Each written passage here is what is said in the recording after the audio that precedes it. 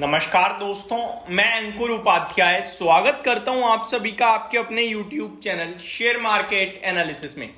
Result season चल रहा है, बहुत सारे रिजल्ट्स आ रहे हैं। अभी किस किस के नंबर्स आए हैं वो मैं आप सभी के साथ इस वीडियो में डिस्कस करने वाला हूं।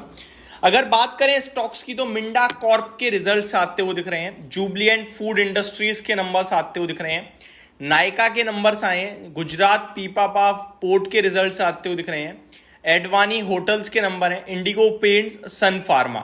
ये सारे स्टॉक्स अपने रिजल्ट्स पेश कर चुके हैं। अब एक एक करके मैं इन स्टॉक्स को कवर करता हूं। शुरुआत करते हैं पहले स्टॉक के साथ, मिंडा कॉर्प। मिंडा कॉर्प के रिजल्ट्स अगर मैं आपके साथ डिस्कस करूं तो कंसोलिडेटेड नेट प्रॉफिट कंपनी का ईयर ऑन ईयर बेसिस पे काफी हैविली टूटा है।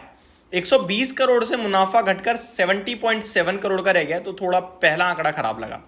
रेवेन्यू 1075 करोड़ से बढ़कर 1215 करोड़ का आया है, तो ये ठीक है।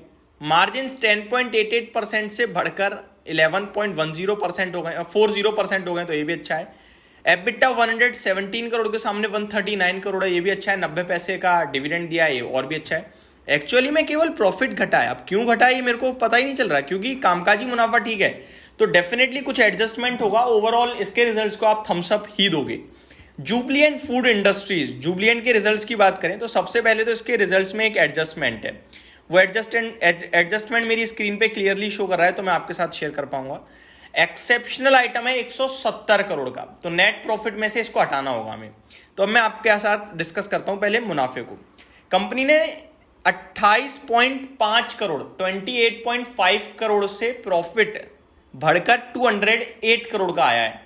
तो 208 करोड़ में से हमें 170 करोड़ पहले हटाना होगा, तो ये आपका बचता है 38 करोड़। ठीक है, तो आप इसे एग्जैक्टली काउंट ऐसे करोगे कि कंपनी का प्रॉफिट 28.5 करोड़ से बढ़कर 38 करोड़ पे आया है, बट अनुमान बाजार का 44 करोड़ का था, तो अनुमान से कम रह गए हैं। ईयर ऑन ईयर बेसिस पे अच्छा जंप है, आप ये कह सकते हो। अगले पैरामीटर पे चलें तो रेवेन्यू 1270 करोड़ के सामने 1573 करोड़ पे आया है। अनुमान 1327 करोड़ का था, तो बीट कर दिया है रेवेन्यू के मामले में। अब आते हैं मार्जिन पे, 17.17% के सामने 20.13% पे आया, तो ये भी अच्छा है।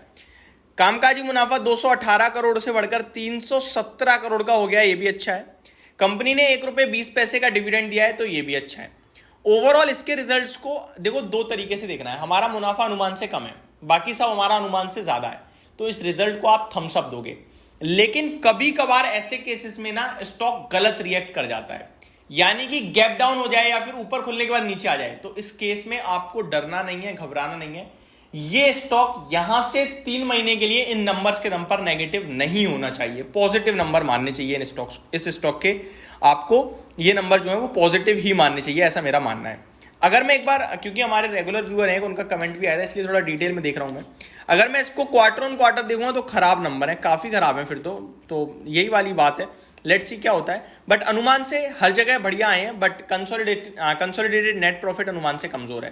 पॉजिटिव साइड पे बैठना चाहिए, बट ओवरऑल देखा जाए तो जुबलिएंट फूड एक तरीके से खत्म होती जा रही है। एक समय पे मैंने भी काफी डिस्कस किया था इस स्टॉक को और एग्जिट भी करवा दिया था अराउंड 550, क्योंकि कंपनी के कारोबार में प्रॉब्लम चल रही है।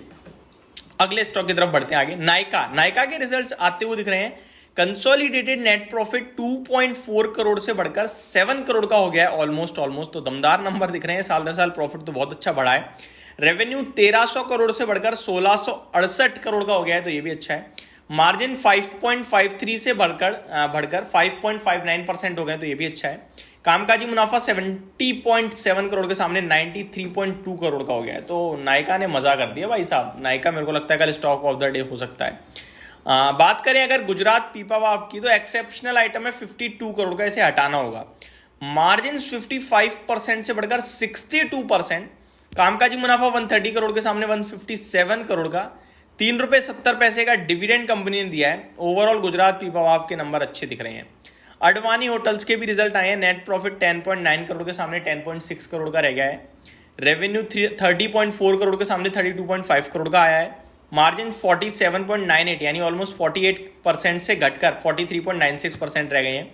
मजा नहीं आया नंबर में। इंडिगो पेंट्स ₹3.5 का डिविडेंड है। Revenue company net profit company का 48.7 करोड़ से बढ़कर 53.5 करोड़ है। रेवेन्यू 325 करोड़ के सामने 360 करोड़ है। ठीक नंबर है, मिले जुले। तो ये मेरी तरफ से सन फार्मा की बात करी जाए तो बहुत ही ज्यादा क्लोज नंबर है। ऑलमोस्ट ज्यादातर चीजें अनुमान के आसपास ही रही हैं, कुछ थोड़ी बहुत कम है, कुछ ऊपर है, और बाजार के दौरान ही नंबर आ गए थे। इन रिजल्ट्स के बाद ब्रोकरेज हाउसेस क्या कहती हैं वो देखना इंपॉर्टेंट होगा। तो कल अगर किसी का अपग्रेड या डाउनग्रेड आता है उस पर ये स्टॉक रिएक्ट करेगा। इन रिजल्ट्स में मेरे को नहीं लगता कुछ तेजी या मंदी बननी चाहिए। होप आपको सारी चीजें समझ में आई होंगी। Thank you so much for watching this video. Have a great day guys.